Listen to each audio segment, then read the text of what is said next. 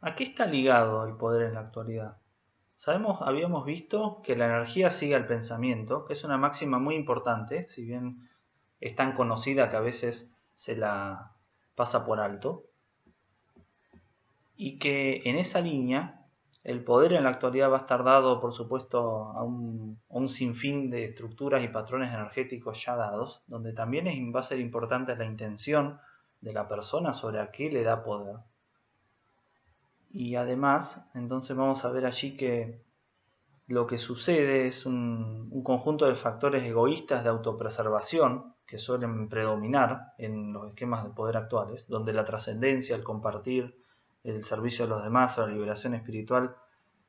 ceden terreno muchas veces a factores como la posesividad, el temor, la afirmación del ego, la satisfacción de los deseos materiales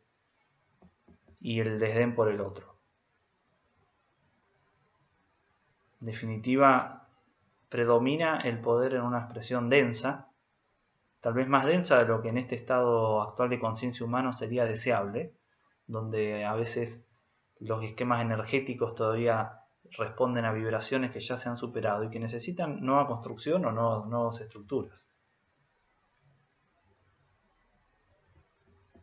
Pero en lo que hace al individuo,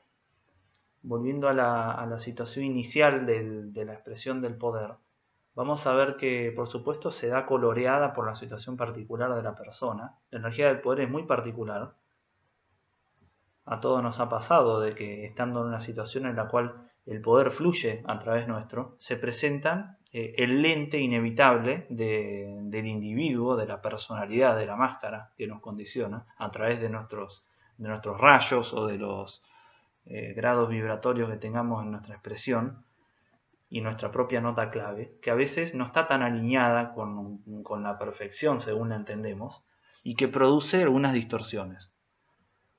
Algunas distorsiones muy típicas que se dan cuando se ejerce poder, y mientras tanto vemos ahí una imagen sobre una serie muy conocida que tiene donde el tema del poder juega mucho y donde se ven muchos aspectos densos realmente del poder. Decíamos que tienen, por ejemplo, el tema de la fuerza física, donde se trata de imponer de algún modo las situaciones a través de la fuerza, o del magnetismo personal, que se funde a veces de manera indefinida con el magnetismo divino, donde la persona a veces interpreta el propio magnetismo que produce con algo más trascendente, que es en realidad el que le da fundamento y que no pasa por un pequeño yo, sino por algo mayor que está fluyendo, o incluso por una situación de empoderamiento que ha recibido, ¿no? Que no depende de él. Por supuesto que la autocentralización, la potencia personal, la creencia de estar en el centro cuando funciona en exceso, por supuesto que es negativa y que es una realidad también frecuente que vemos en la expresión del poder, porque la esencia misma pasa por concentrar y manifestar, pero al mismo tiempo cuando eso acarrea que la conciencia se crea en el centro de una manera permanente, fija, y no comprenda los orígenes internos de ello, va a producir a la larga algún tipo de esquema disvalioso de dominación o de poco feliz expresión energética. La ambición personal, que es también un clásico, la creencia de ser un dictador o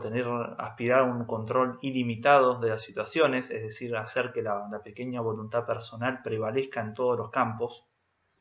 de manera tal que lo que prevalece es la visión de lo que tiene que hacerse de acuerdo al estado de conciencia de esa pequeña mente, que es la del individuo a través del cual fluye el poder, en lugar de estar abierto a impresiones más amplias, o incluso que vienen de otras personas, considerando que el poder es algo energéticamente colectivo y no solamente propiedad de un individuo. Si lo vemos desde ese ángulo, va a ser claro que querer imponer lo que pasa por la mente de un individuo solo es sencillamente no saludable. Por supuesto que el complejo mesiánico está muy aliado también a lo anterior, considerar que de acuerdo a lo que pueda hacer la persona, puede suceder algo totalmente irrepetible y único, y por lo tanto cualquier medio es valioso para poder seguir avanzando con ese proyecto.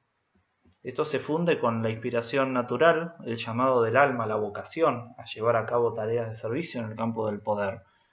que por supuesto que son nobles y valiosas, pero al mismo tiempo, cuando el individuo tiene demasiado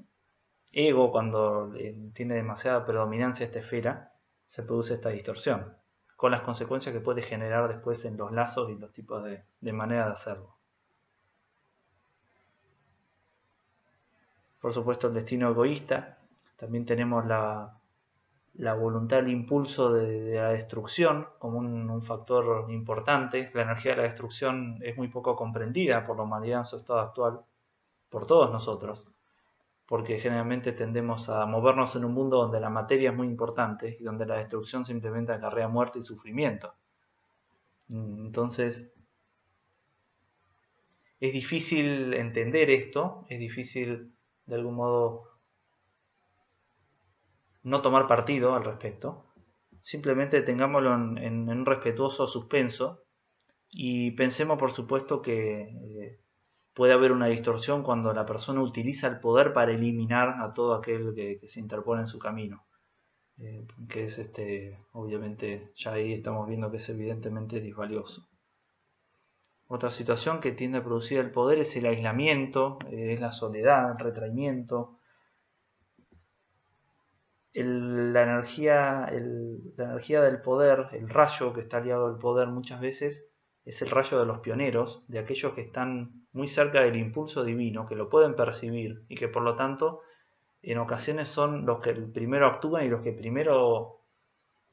toman partido por las cosas. Pero al mismo tiempo, esta sincronización energética, cuando se disocia del resto de la expresión divina, cuando no hay una integralidad en la expresión del ser, tiende a producir este aislamiento y termina generando toda una toma de decisiones abstracta y aislada de la realidad, disociada de la realidad. Y por último, otra distorsión que se da muchas veces también en estos tipos es la voluntad impuesta sobre otros individuos, quebrantando su libre albedrío, dominándolos y ejerciendo un tipo de dominación para satisfacer los fines propios, en lugar de tratar de concentrar la energía de manera más inteligente en proyectos o en elementos que permiten generar un espacio de libertad al cual sumarse o no en resonancia energética, que es muy distinto a obligar a realizar una determinada cosa. Estas distorsiones son realmente